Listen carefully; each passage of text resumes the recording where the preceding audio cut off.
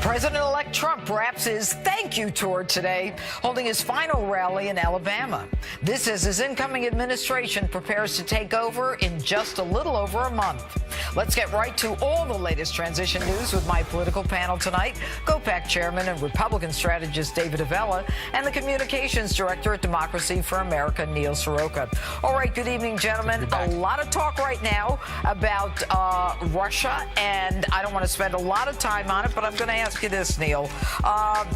You know, the president says that he was aware of this during the election, but chose not to do anything other than tell Putin to knock it off. And then a month later, he basically comes back and says, you know, we've got to do this. We've got to get this thing investigated completely. And, you know, if he does wrap this up, this investigation, what exactly can he do to Russia? Well, Judge, one correction here. He actually did more than just tell Putin to knock it off. He actually talked to Mitch McConnell and Speaker Ryan and asked them to do a joint statement in early October, and Mitch McConnell shut him down because he thought he knew it wasn't going to help Donald Trump to let the world know that Putin was trying to make him president. So, you know, as for what the president can do, I think part of it is we need to figure out some back-channel operations that we can do against Putin. This is a president who signs, you know, executive orders all the time. He doesn't usually need the other side, but, you know. You would have been calling it partisan politics if he had done that himself, and so instead he stood down, and look what happened. We're now going to have a Putin puppet in the White House. Then why did he wait a month after the election to call for an investigation? And why on November 17th did Clapper say they couldn't connect it to Russia? Well, and since then, they've said that they can connect it to Russia. The FBI agrees with them. All of the 17 intelligence agencies agree with the CIA's assessment. So listen, at the end of the day, the question is why don't you care that a foreign government very well was trying to intrude in this election and really do a 9/11 style assault on American democracy? Can you tell me, Neil, exactly how they tried to intrude? That's by leaking the emails. Yeah, by leaking information. Yeah, this is a classic Russian compromise operation where they're leaking embarrassing information to try to get folks like us talking about it on television and distracting voters from the real issues, which were the bigoted and divisive agenda that Donald Trump was running on throughout the campaign. Let's hear it.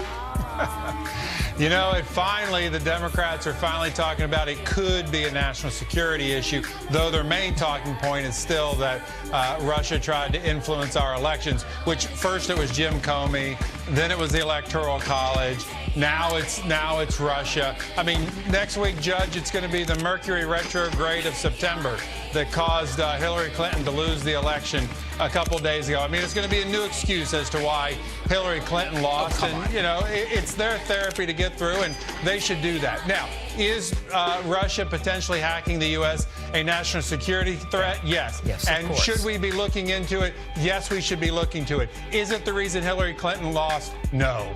Okay. Oh, there's lots of reasons why Hillary Clinton lost, not the least of which is she ran a campaign that got close enough that Russian interference could have played a factor. But at the end of the day, Neil, accept the fact that had Hillary Clinton not written those emails, had Podesta not written those emails, had she not had a private server, had she not been a terrible candidate, that's why she would have lost. I would love to have seen what Republican turnout would have been like if the other side had leaked that kind of emails. If the Republican emails had been out there, I would have loved to see what Republican turnout would have been, because it would have been a disaster. You guys had a knife fight on your side over and over again, and everyone knew what a fraud Donald Trump was from the very start, and those emails would have been delicious to read. Really? America seemed to reject Hillary Clinton as a fraud with the Clinton Foundation, which, as I understand it, is still under active investigation. I wouldn't throw that word around too freely. But anyway, let's move on. Let's talk about Rex Tillerson. What do you think is going to happen with him, Neil?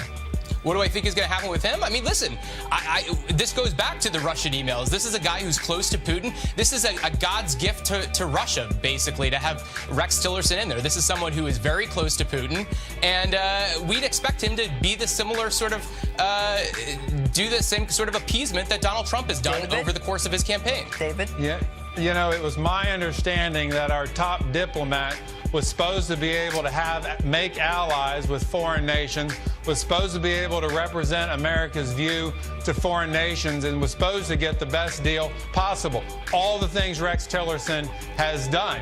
And to suggest that somehow he doesn't understand, as a CEO, who ultimately the boss is, which is the President of the United States, and it is the President's agenda who he will be representing to foreign nations, is somewhat laughable. And it's why, at the end of the day, Rex Tillerson will ultimately be approved, including getting Democrat votes, because you already hear folks like Joe Manchin talking about how he's going to vote for him.